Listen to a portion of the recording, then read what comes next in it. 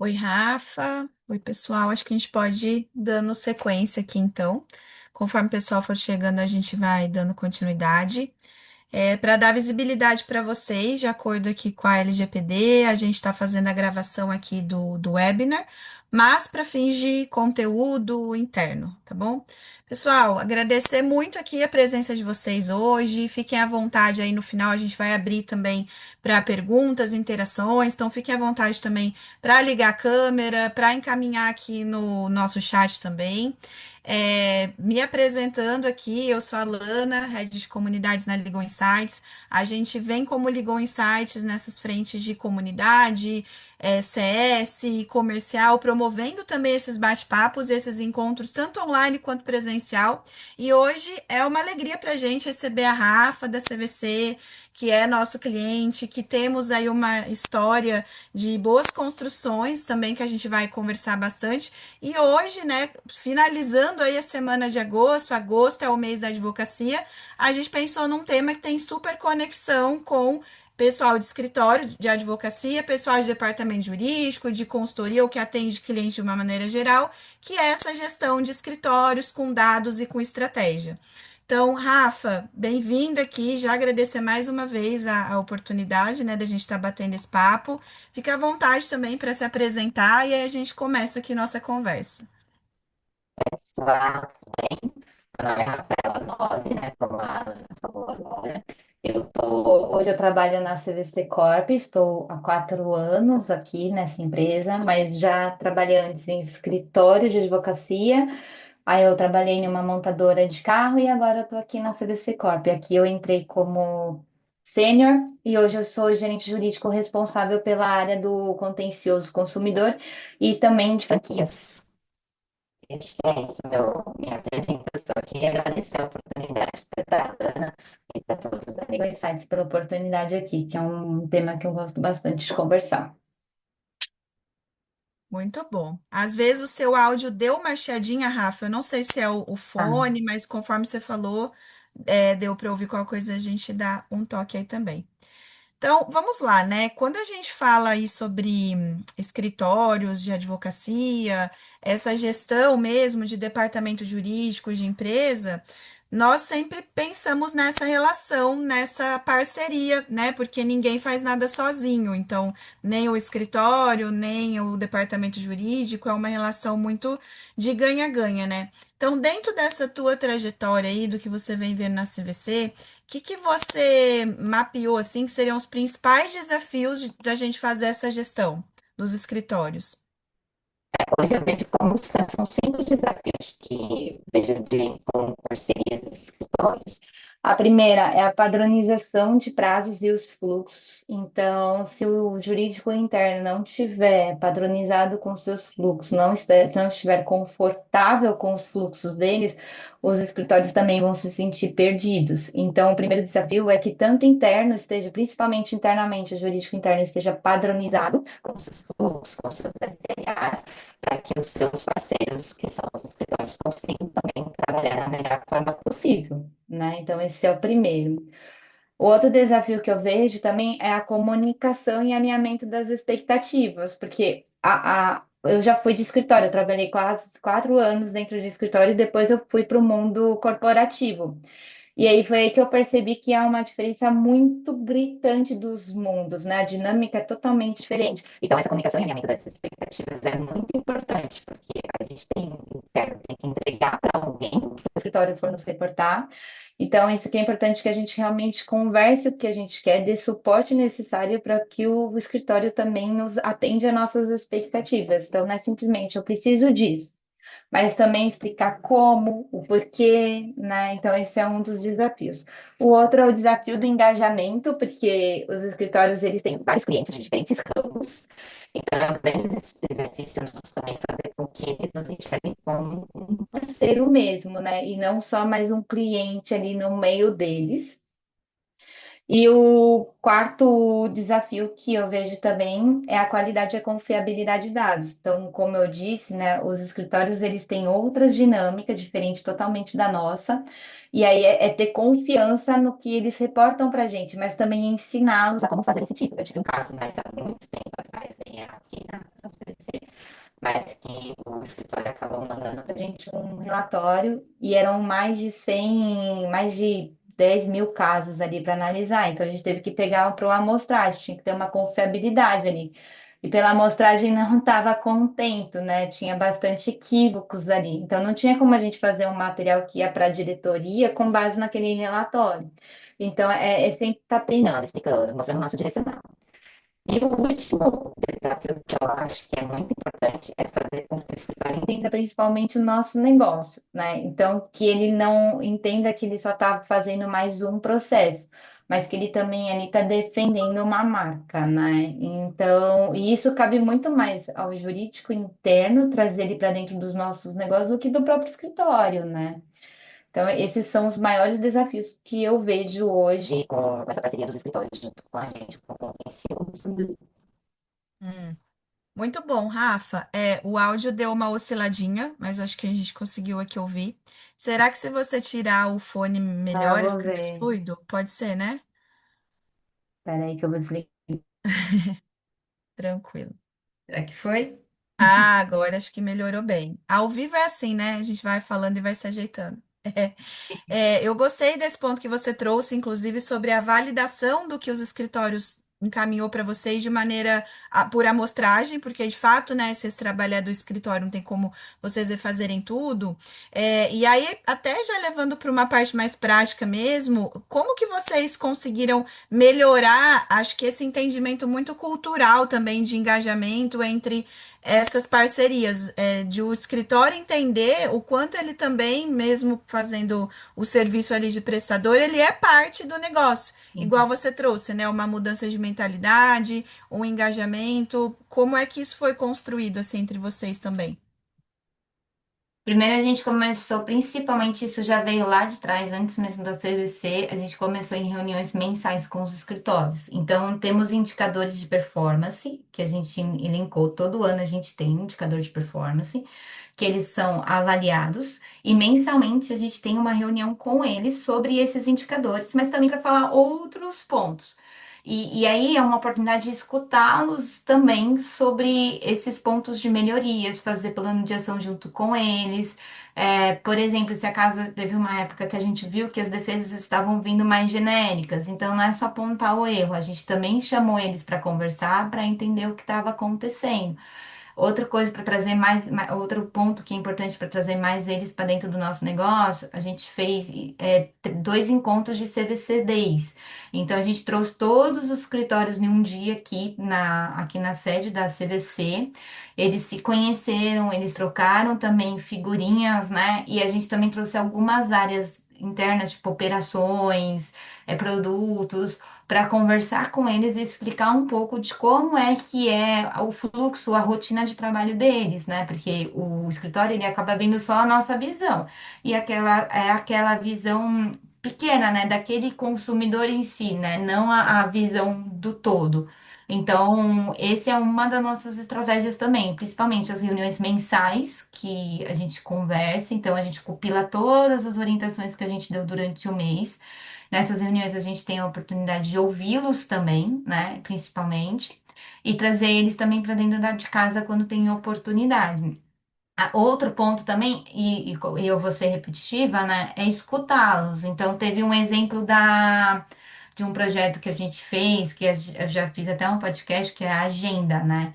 Então, antes da gente colocar a agenda realmente em check, né, colocar para funcionar, a gente ouviu eles, escutou eles, compartilhou com eles, para eles também olharem se de fato fazia sentido para eles aquilo. Teve um outro projeto muito legal que a gente fez no comecinho, quando eu entrei na CVC, que foi colocar todos eles, antes era pandemia, né? Tava tudo no online, colocamos todos eles para debater teses jurídicas. Então, apesar de cada um cuidar de uma determinada região, no final do dia as teses têm que ser até uniformes, né? E aí cada um ficava falando como é que era na região deles para o outro, né? Então, até para ajudar.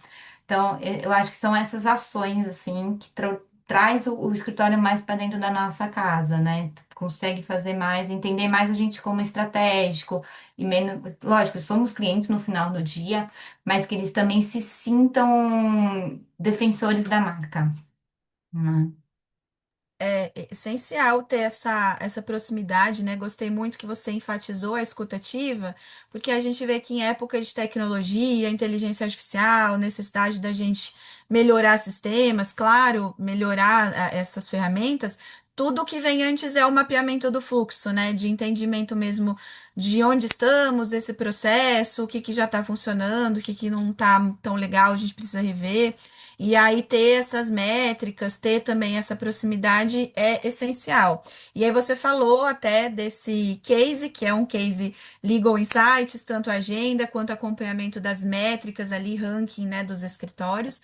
E aí até como que vocês fizeram para também fazer essa definição de quais seriam as métricas, os indicadores que vocês precisariam mapear, claro, como jurídico interno, mas também nessa parceria dos escritórios, assim, foi algo que vocês conseguiram construir juntos ou foi muito de regra do próprio negócio e aí seguindo essa comunicação? Eu entendo assim que as métricas mais relevantes são aquelas que refletem exatamente as metas do nosso departamento jurídico, né? Até para que os dois remem juntos, né? Tanto o escritório como nós. E no final do dia, a gente precisa muito deles para entregar as nossas metas. Todas impactam nas atividades que eles prestam, né? Então, todas as métricas que a gente faz, a grande maioria, tem realmente muito impacto em cima do que eu tenho que entregar no final do ano aqui para minha diretoria, né? Fora isso, alguns a gente conversa. Tem uma métrica especial que era, a gente usava até o ano retrasado, que era falha processual barra operacional. Então a gente colocava os dois tipos de falha no mesmo indicador, até porque a gente estava construindo fluxos, tinha um curva e a parte interna também a gente não tinha tanto tempo assim para analisar tanto a técnica dos escritórios. E eles já estavam mais de um ano falando, Rafaela, tá na hora de mudar. Eu acho que eu também quero ser avaliado só pela minha técnica e só pelo meu operacional, né? E aí a gente esse ano até mudamos, a pedido inclusive deles, de separar. Então hoje a gente tem um indicador só de falhas operacionais, que são aqueles que afetam nossos fluxos internos, que atrasa ou que não segue até o final, né? Que tem algum ponto ali crítico. E os fluxos e os equívocos processuais, que são as técnicas jurídicas mesmo. E foi importante essa curva e esse pedido, porque isso nos ajuda a se tornar um contencioso muito mais técnico. Apesar da gente ser um contencioso de volume, ele começa a ter uma curva também mais estratégica, ao ponto da gente começar também conseguir analisá-los da técnica dele, seja a perda processual, seja defesas genéricas.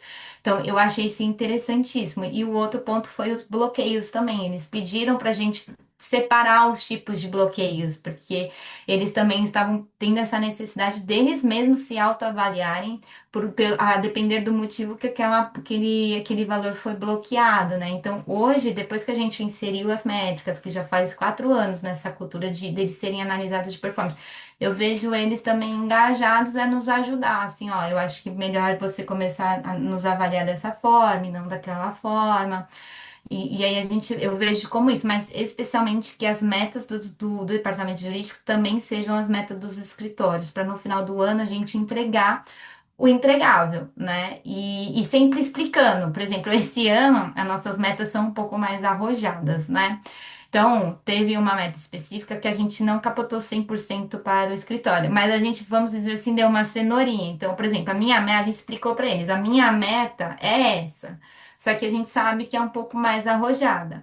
Se acaso vocês baterem essa meta até o final do ano, a gente dá acréscimos na meta final. Então é um bônus, não vai ficar ali na análise da performance deles, mas fica um bônus de engajamento para eles conseguirem. Porque se tiver muito perto do segundo colocado, o primeiro e o segundo, se o primeiro ganhar, conseguir bater essa meta mais arrojada, ele sabe que no final do ano ele ganha uma disparada ali do primeiro, né? Então ele fica distante dos outros, né? Então, a gente também tem esse equilíbrio, né? Não dá para também colocar tudo em cima do escritório, né? A gente também faz esse tipo de equilíbrio com eles. A gente trouxe o título aqui de Conexão Jurídica Eficiente, né, para o nosso webinar, e a eficiência ela está muito em todas essas pontas, de fazer mesmo essa conexão, esse entendimento, essa entrega. Gostei bastante que você trouxe esse ponto, a Moniz até comentou aqui que achou bem interessante esse olhar variável para a meta, para a gente ter ali o fixo, ter o bônus, e isso também, de certa forma, a gente trabalha aqui com dados, com dashboards, com visual, mas a gente sempre fala que esses dados eles precisam ser de fato utilizáveis e acessíveis, para que aí todo esse mapeamento e esse ranking não vire apenas uma cobrança, né? Igual você trouxe, que de fato os escritórios também consigam entender a necessidade, mas também o benefício que eles vão ter em relação a isso.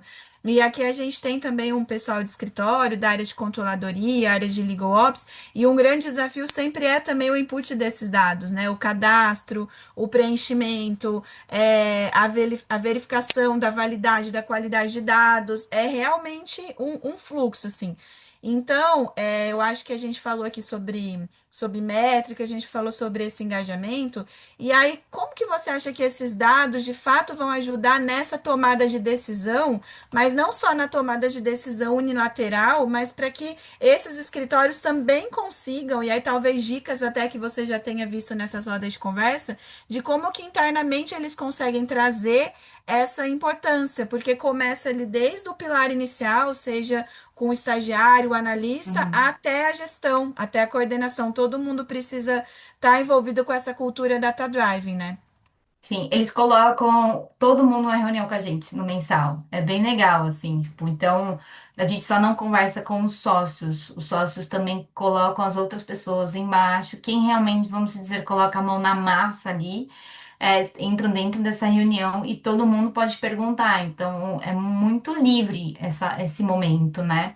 E é muito legal porque os próprios escritórios já veem as métricas não como uma cobrança fria, tipo, como algo ruim, é como pontos de melhorias, até porque são vários tipos de indicadores que a gente tem de performance e eles já apontam pontos de melhoria. Então, eles podem estar muito bem no indicador um, mas no indicador 3 eles precisam melhorar. E isso que é legal, porque a gente ajuda eles a direcionar na onde realmente eles precisam ali ajustar algum fluxo ou conversar com a pessoa, dar treinamento com quem faz aquele tipo de atividade. Então, nossos indicadores de performance, eles passaram a ser considerados como algo para ajudá-los a melhorar o nosso fluxo e o atendimento para nós também, né? Então, eu vejo isso. E é interessante que eles ficam assim esperando o final, né? Porque eles sabem a posição deles, só deles, né? Não dos outros escritórios. E aí, quando eles ganham em primeiro, é uma felicidade imensa, assim, tipo, nossa, não acredito, ganhei. E aí, alguns até falam, você vai ter churrasco, se passa em primeiro lugar, 3 meses seguidos e tem churrasco. Depois eu vejo até no Instagram que eles postam assim, ó, churrasco de comemoração. Então isso é legal, assim, e é uma conexão com a gente, porque eles sentem também que eles estão entregando, né? Então vai muito além de fazer uma petição, vai muito além de fazer uma defesa, né? Porque por trás dos advogados que também estão ali redigindo a peça, fazendo, tem a pessoa do back-office fazendo também, né? Tipo, preenchendo uma guia, controlando o bloqueio, né? E o estagiário indo lá fazer memoriais, né? Então tem tudo por trás também deles, né? Então, e é isso que a métrica, eles também valorizam essas pessoas, né? Então se não tem, por exemplo, guias recusadas, é um benefício para quem faz a guia, né? Tipo, é um parabéns para essa pessoa que realmente o mês inteiro foi bom e a métrica aumentou, a nota do escritório aumentou por causa da atividade dela, né? Então é valorizar todos os tipos de atividade que tem dentro de um escritório de advocacia, né? Hum. É essencial esse ponto, assim, em eventos que a gente vai, esse mês a gente fez maratonas, aí tivemos a oportunidade de estar em vários locais, conversas que a gente tem com parceiros, colegas, clientes, sempre o tema volta muito para as pessoas e para a cultura. E foi muito bom que você trouxe que já nessas reuniões e nessas estratégias, as pessoas que trabalham dentro do escritório conseguem ter essa visibilidade de ponta a ponta primordial para que depois a gente consiga também colher os frutos e comemorar, que nem você bem colocou ali do churrasco. Achei muito legal. Fica aí também como dica, como referência para o pessoal que está ouvindo aqui a gente hoje, de como aplicar isso no dia a dia, né? Sejam os departamentos jurídicos ali, que atendem clientes também, seja o pessoal de escritório, de como melhorar também essa tratativa dentro ali dos seus próprios fluxos organizacionais e de fato nas pessoas. E depois que dá certo, é muito legal, a gente comemora. Mas eu acredito que talvez vocês tenham tido algumas resistências em alguns momentos também dos escritórios, talvez até internamente, na hora de fazer todas essas demandas, até porque antes vocês faziam também coisas manuais, de Uhum. operacionalizar isso. E aí, como é que foi esse antes e depois, os desafios superados para hoje a gente ter um ranking automatizado, escritórios ali participantes e tudo? Não, foi uma curva de aprendizado interno e deles, né? Porque às vezes eles não aceitavam, às vezes tinha que, além do que a gente já tinha explicado, teve uma vez no começo que a gente teve que fazer uma reunião entre a Legal e o escritório, porque o escritório queria entender exatamente qual era o cálculo por trás para fazer o ranking, porque nosso ranking ele tem vários pontos, não é só cálculo ali, também tem pontos, pesos, ele é mais complexo realmente. Então a gente teve que fazer uma reunião com alguns escritórios, eles pediram, não, eu preciso saber com a pessoa que faz, porque eles colocaram alguém que também fazia, né, Power BI ali, para eles conversarem a mesma língua. E foi interessante porque em alguns casos a gente via que fazia mais sentido que o escritório tinha pensado, né, o ponto que estava até crítico do que o que a gente tinha analisado, né? E a gente às vezes até teve uma mudança ali, até da forma de analisar aquele indicador, né? O cálculo em si, né? Não a ideia. E o outro ponto também foi muitas explicações de algumas coisas. Então, por exemplo, algumas falhas, como é que a gente, por que que colocou isso, aí fazer uma reunião. Hoje a gente reduz muito nossos questionamentos quando a gente coloca uma falha ali atribuída aos escritórios, a grande maioria já é aceita de primeira, mas antes deles aceitarem de primeira, a gente teve bastante conversa. Então, alguns pontos às vezes a gente tinha que voltar atrás mesmo, que fazia sentido o que eles estavam pontuando. E outras vezes não, às vezes a gente pontuava e eles entendiam e acatavam. Então, foi muitas trocas, né? E com isso a gente criou também até um documento de que a gente começou a ver que precisava da regra do jogo. Então, que a gente entendia por falhas, né? Então a gente fez até um arquivo que colocou até no contrato deles o que que a gente entendia por falha e quais seriam vamos dizer assim, as penalidades para aquele tipo de falha, né? E depois que a gente criou esse documento, ficou muito melhor tudo, porque como eu digo, eles sabiam as regras dos jogos e as nossas expectativas, né? Mas até chegar nesse ponto, teve bastante reunião, bastante treinamento, muito WhatsApp. E o mais legal foi que todos estavam engajados para realmente isso acontecer e ser bom para os dois lados, né? Então foi muito rico essas discussões com eles, porque a gente cresceu junto com eles para realmente achar um equilíbrio para os dois lados. Isso é legal, que você trouxe esse crescimento conjunto. E aí, aqui, talvez Isso. quem esteja ouvindo a gente esteja em outros níveis de métricas, indicadores e até de ranquear escritórios ou até de conseguir abordar esse assunto com os parceiros. Quando a gente fala de legal ops, a gente sempre fala de níveis de maturidade. Então, o que hoje você está trazendo é rico demais e o pessoal consegue se espelhar, mas sempre pensando naquilo, o que que faz sentido para a minha realidade hoje. Então, caminhar para um ranking, primeiro, né, ter esse alinhamento mesmo das regras do negócio, para depois a gente conseguir pensar em pesos, depois a gente começar a pensar na tecnologia, e aí ter também essa assessoria, essa consultoria por trás, para entregar essa solução, é super essencial em cada etapa desse processo, para a gente conseguir mesmo ter essa visualização e esse todo, porque depois é uma melhoria contínua, que é Uhum. um dos grandes pilares, assim nossos aqui ligam Insights, como ligam Ops, e o grande pilar da agilidade também, de sempre a gente está caminhando nas melhorias conjuntas. E a Monize trouxe aqui no chat uma pergunta, se você puder compartilhar, como que funciona a precificação dos serviços dos escritórios hoje? E até, inclusive, em relação a essa vinculação do ranking, né, dos bônus. Esse do ranking, ele não tem impacto direto na precificação, tá? A gente faz uma negociação à parte.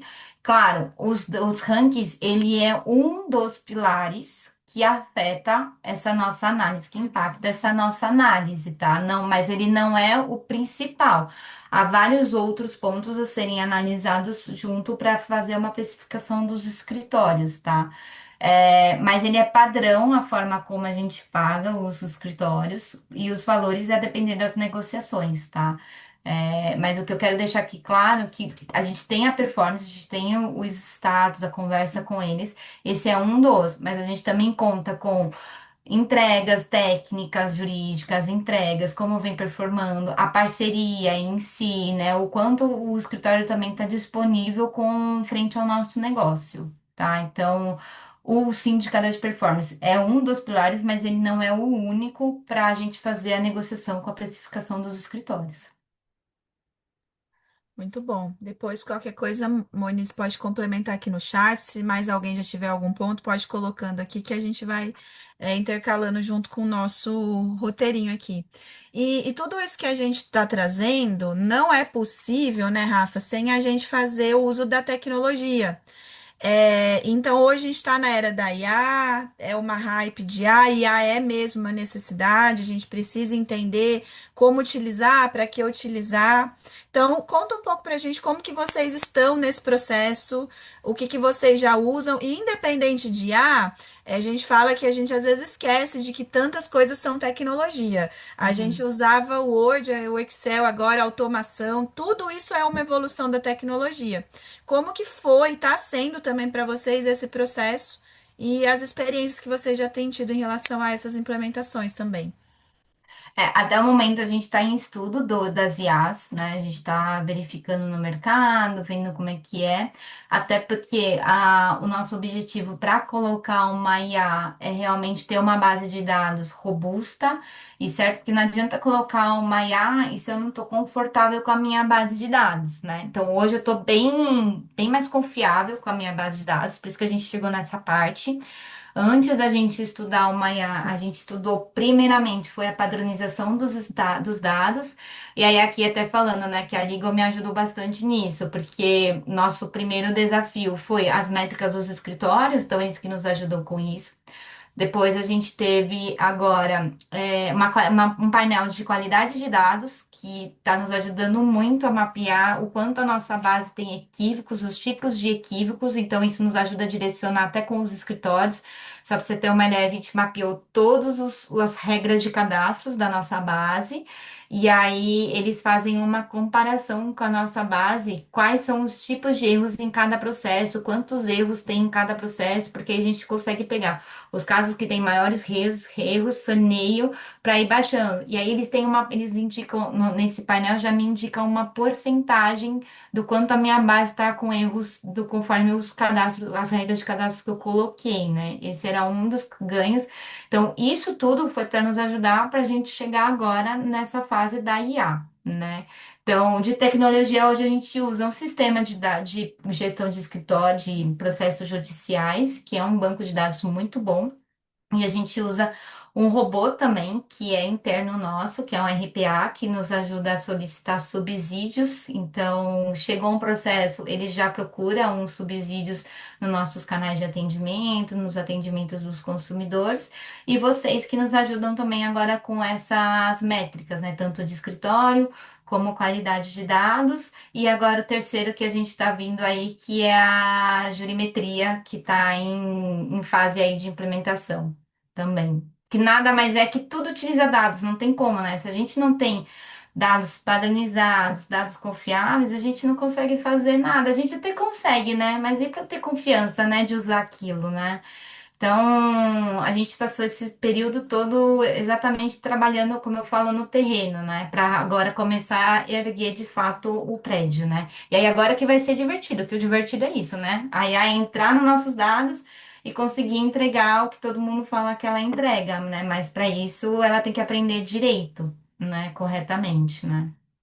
É, total. A gente vai ensinar a IA aquilo que ela precisa nos dar como resposta mais automatizada e mais assertiva, mas sempre lembrando o que muito se fala hoje, mas não custa a gente lembrar nesse assunto, que é ter o senso crítico, de a gente saber fazer as validações, voltar, refinar o modelo.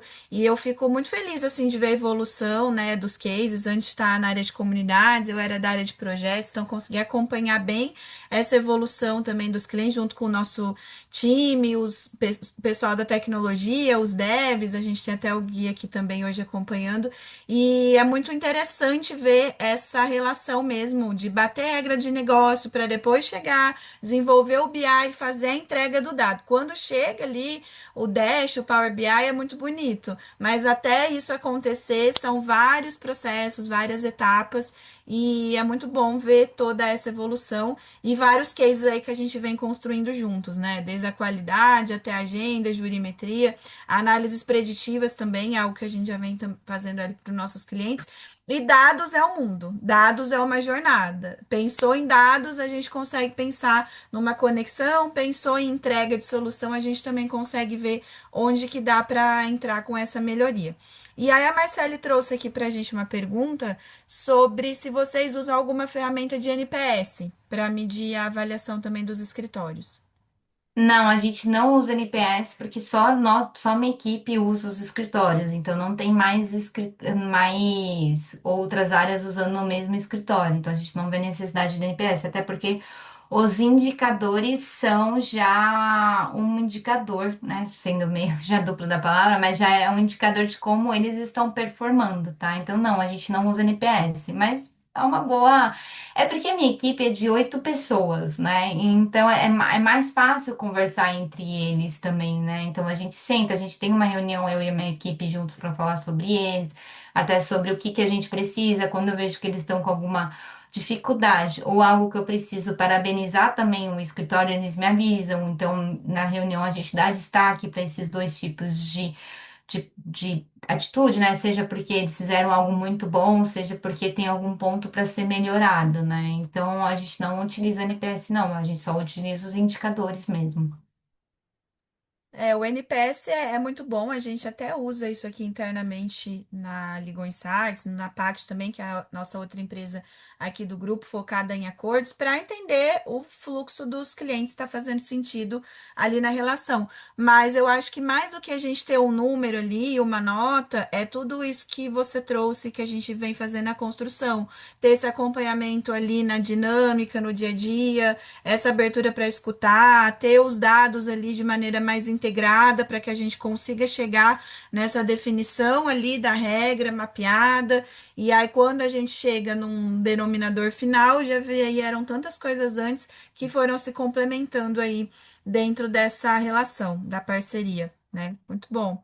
E aí a gente falou aqui de sobre a entrega dos dados e a gente vem observando muitos exercícios de futurologia nos eventos. Então, sempre vem aquela questão de e aí o futuro e como vai ser e o que que a gente pode esperar daqui a 2 anos, três, cinco, porque antes a pergunta-chave era falar, né? Que você imagina daqui 5 anos, 10 anos, hoje isso já ficou longe demais, porque em questão de meses, de semestre, a gente vê o quanto que estão evoluindo aí todas essas ferramentas e toda a tecnologia que é super necessária. Mas olhando para o que você tem hoje, que você já conhece de mercado, Rafa, o que que vocês entendem assim como tendências ou como necessidades mesmo que já está aí no roadmap de vocês e vocês vão começar também dentro aí dos próximos meses a já testar? É, que não é nem futuro, né? Eu acho que já está acontecendo, que são as IAs mesmo dentro do contencioso, que fazem principalmente cadastro. Então, elas capturam os processos, cadastram os processos dentro do nosso sistema, que solicitam subsídios e fazem as defesas, né? E aí, eu acho que é um ponto que muita gente fala, nossa, vai acabar com o contencioso, né? Tipo, porque realmente. E eu vejo que um dos motivos pelas IAs estarem tão fortes dentro do contencioso é porque é uma das áreas do direito que tem muitos dados. e tem muitas oportunidades de predição, de tentarem aí ver como é que vai ser o futuro. Mas e aí esse que é o legal, né? A área do contencioso tem uma oportunidade de ouro de trabalhar junto com uma tecnologia de ponta, né? Porque a IA, na verdade, vai nos acelerar alguns fluxos. Então, o tempo que o advogado júnior, por exemplo, estaria ali cadastrando o processo, ele só vai estar ali realmente validando o que a IA faz, porque a essência humana no final do dia vai existir, não vai ter como. A IA, ela vai aprendendo, conforme ela vai aprendendo, ela vai ficando melhor. Mas isso não vai tirar a essência humana de analisar realmente, de pensar, será que tem que realmente como colocar isso, né? Tipo, será que faz sentido para esse consumidor a gente defender dessa forma? Então sempre vai ser necessário ter um advogado ali junto com a IA, né? Então, que o advogado que captar isso, pegar isso, ele vai estar na frente de muita gente, porque você conseguir pegar uma inteligência artificial, né, um robô, para trabalhar junto com você, te agilizando algumas demandas, que nada mais é que solicitação de subsídios, ele vai agilizar. Eu vi até uma IA que ouve áudio e faz os prints, né? Seleciona os principais. O quanto tempo esse advogado demoraria para analisar tudo isso, né? Então ele só vai lá e vai confirmar realmente se aquela IA fez sentido o que que ela selecionou, né? E no final do dia vai precisar, porque no final do dia a gente vai falar também com outro humano, que é o juiz, para defender, né? Então, e que tem os pontos, e eu falo até que no nosso caso, o juiz ele também pode ter sido, ele é um viajante, né? Então, ele pode ter sofrido a mesma coisa que aquele consumidor sentiu. Então, tem todo esse ponto. Então, no final do dia, a gente vai precisar, nós, advogados, lá saber o que está acontecendo. Então, a IA realmente é só um meio para agilizar o processo e tornar, porque tem contencioso, ele é um pouco fala assim, é massa, é Ctrl+C, Ctrl+V. E eu acho que esse é o ponto também, né? A IA veio para mudar essa imagem do contencioso, né? Porque a gente vai conseguir fazer defesas muito mais estratégicas, muito mais rápido e com muita qualidade. Então, o que eu vejo para o futuro é que os tribunais também vão começar a ter que serem mais técnicos também. Então, vai ter renovações aí de defesas. Eu acho que tem muitas oportunidades aí para subir e até de mudança ali de posicionamento de jurisprudência, porque a partir do momento que a gente prepara uma boa defesa com qualidade, tudo muda, né? Tipo, a nossa imagem em frente ao juiz também muda, a nossa marca muda a forma como o juiz vai decidir os nossos casos, né? Então só tem ganhos aí com a utilização da IA. IA sempre é algo que vai ter que estar no nosso radar para a gente estudar. A gente aqui da Legal Insights faz parte de uma pesquisa da FGV e eles vêm estudando agora sobre IA, mas antes eles fizeram o lançamento de uma pesquisa voltada para a Legal Ops, e aí os dados são bem nesse sentido mesmo.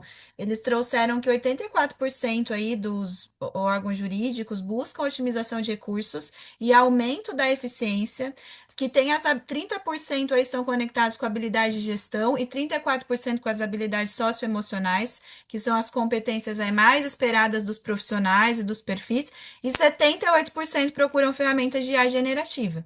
Então a gente vê que é algo que já está aí, que está sendo falado, que está sendo estudado.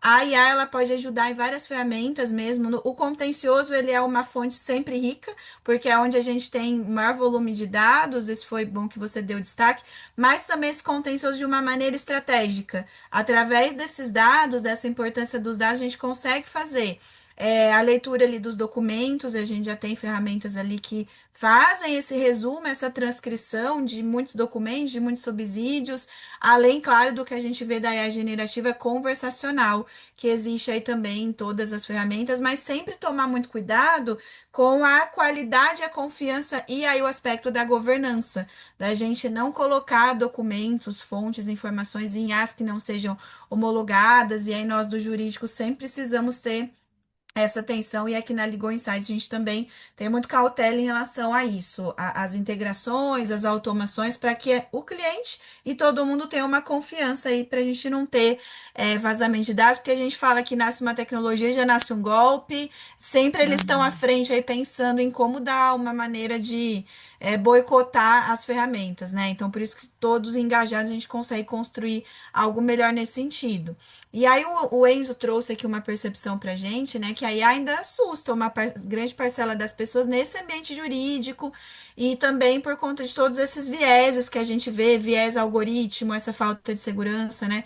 Como é que a gente cria assim uma cultura de abertura para essas novas tecnologias dentro do jurídico? A gente aqui falou da escutativa, da integração muito entre os escritórios, mas isso começa internamente e se expande para essas relações, né? Como que vocês veem isso aí hoje?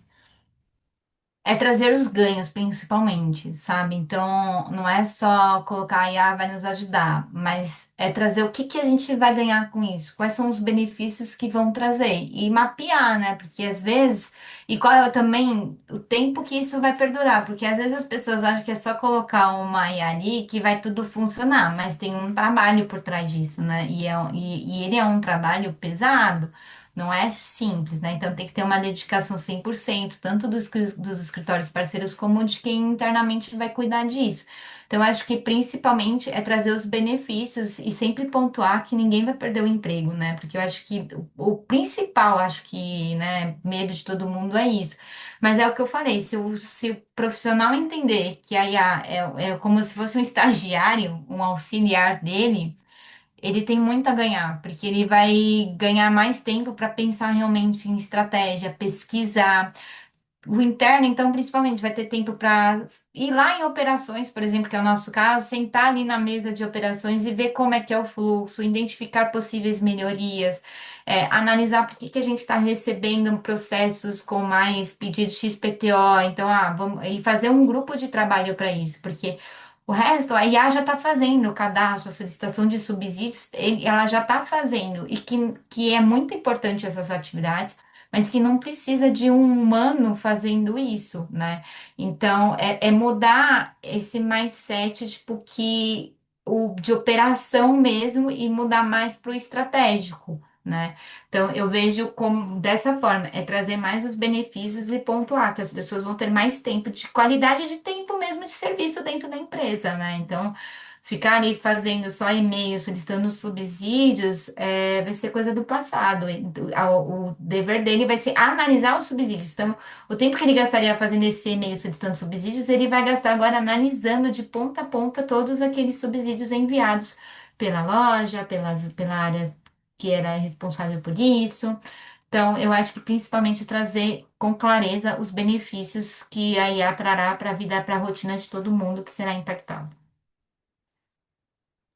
É essencial tanto nessa parte de dados, de IA, quanto para tudo que a gente vai pensar em solução.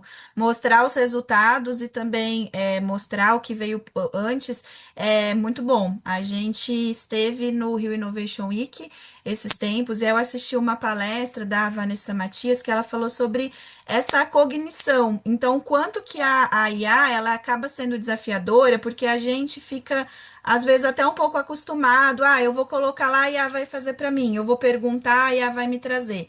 E isso gera para a gente, claro, uma fadiga mental, e gera também essa necessidade da gente estar, de fato, olhando numa realidade aí bem aumentada, de o quanto crítico a gente vai se tornando nesse processo. Ela até trouxe um dado aqui que 83% das pessoas nem lembram o que escreveram. Isso em gerações, inclusive, que começaram ali na escrita, que a gente foi exercitando isso, e agora chegamos nesse boom de tudo mais tecnológico. Mas as novas gerações também, a gente precisa se preocupar com isso, inclusive, quanto sociedade, como jurídico, que são muitos desafios. E cada vez mais a gente tem que estar conectado também com essas entregas. E aí ela mapeou assim quatro perguntas que eu achei bem legal, que traz essa reflexão para a gente sobre essa soberania cognitiva da IA, de como que a gente evita essa interferência psicológica não consentida, e aí entra também essa questão dos vieses, o que que a gente pergunta, o que que a gente é abarrotado aí pelos algoritmos e às vezes a gente nem percebe, só está consumindo conteúdo que o algoritmo está trazendo para gente. Que incentivos a gente mesmo está moldando aí nas plataformas, porque no final elas também vão produzir, elas são alimentadas por aquilo que nós humanos trazemos para elas. A história do input, do output e do insight. Se a IA ela está pensando com a gente, como deveria ser, ou se ela está pensando pela gente. É um grande ponto que eu achei interessante. E o que é que a gente faz, que você trouxe aí também, Rafa, com o tempo que a IA nos sobra?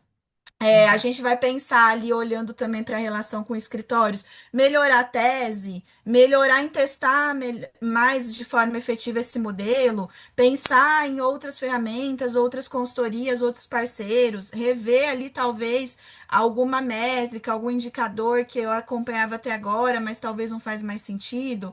São possibilidades, mas que a gente só consegue enxergar e ter respostas quando a gente se permite também essa expansão de mentalidade, essa abertura e também se conectar com isso. E aí acho que é o poder dos dados, da eficiência jurídica. O LegalOps veio para ajudar essencialmente nisso também, para que os departamentos jurídicos e os escritórios também conseguissem ficar mais focado na essência ali, no core do que é a entrega e deixar as outras áreas e os outros parceiros também pensarem nessas outras questões de eficiência, né? A gente vai começando a se encaminhar aqui para o nosso final. Então, quem chegou um pouco depois, quem está aqui acompanhando, tem oportunidade também para colocar perguntas, observações, considerações aqui no nosso chat. Se quiser entender um pouco mais aí de algum case que a Rafa trouxe também, dos dashes, das métricas, do qualidade de dados, a gente falou sobre preditividade, muitos temas, muitas conexões legais aqui que a gente foi trazendo, Rafa. E o objetivo também do webinar e do que a gente vai promovendo como conversa é ter essas trocas. Então, o que você faz, o que você já testou, o que você validou, serve de case, serve ali de dica prática para quem está nessa jornada e todos nós vamos aprendendo juntos, assim, né? Rafa, teve algum ponto que a gente não tenha falado, algo que você queira acrescentar aqui, detalhar melhor, alguma dica aleatória que você queira passar pro pessoal, pode ser livro, curso, filme. A gente fala aqui que o saber é sempre expandido e a gente aprende também em cada oportunidade. Tem um livro que eu gosto muito, que é o do Netflix. Eu não lembro, eu não consigo, mas não falar de dados, ele fala de gestão, de mundo corporativo, e eu acho esse livro maravilhoso, assim, eu coloquei vários post-its nele. Esse é um livro principal.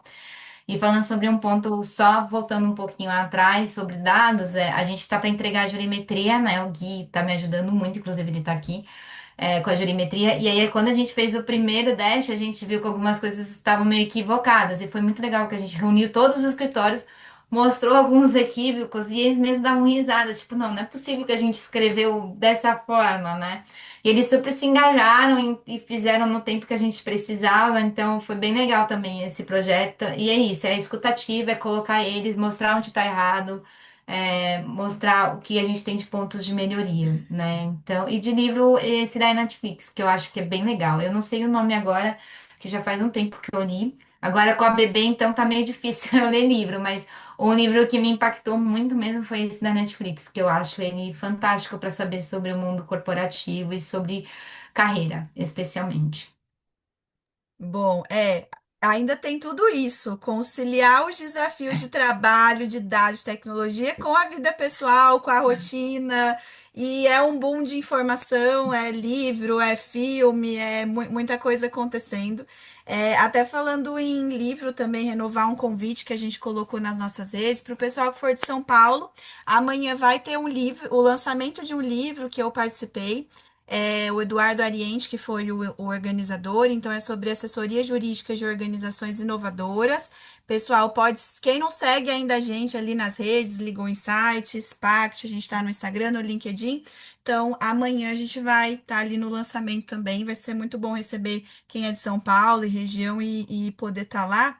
E eu tô falando e não tô dando a referência do lugar, né? Vou passar aqui a informação mais detalhada, mas é para vocês seguirem a gente lá. Vai ser na Livraria do Mon amanhã, 18h30, tá? Então a gente aguarda vocês também que puderem estar conosco. Rafa, muito obrigada mais uma vez aqui pelas tuas dicas. Foi muito legal, o papo fluiu super bem. A gente trouxe aqui muitas coisas. Então, agradecer a você pela oportunidade, disponibilidade, pela parceria, que a gente continue aí construindo bons cases, apoiando vocês também em cada necessidade, em cada desafio aí que a CVC, que a sua área tenham. Pessoal, agradecer também vocês que acompanharam a gente até aqui, o Enzo, todo o pessoal que deu suporte para a gente também aí nas redes. E seguimos nos próximos. O webinar está sendo mensal. A gente cada mês está trazendo um tema específico, mais voltado para Legal Insights, mais voltado para a Pact, mas sempre pensando nessas construções humanizadas, não é só sobre tecnologia, é sobre dados, é sobre as conversas, é sobre as reflexões, e assim a gente entende que nós vamos construindo comunidades e um ecossistema aí de legal operation de uma maneira mais eficiente, mais direcionada para escritórios, para departamentos, para consultorias e parceiros. Então, vamos juntos, a gente aguarda vocês nas próximas. A gente fica super à disposição também, né, Rafa, para quem quiser entender um pouco melhor no detalhe, saber mais detalhes aí dessa construção. E é sempre um prazer receber vocês aqui. Obrigada, pessoal. Obrigada, Alana, pela oportunidade. Legal Insights aí. Obrigada pelo convite. Foi muito bom estar com vocês aqui. Até mais, pessoal. Até Tchau, mais, gente. tchau. Tchau.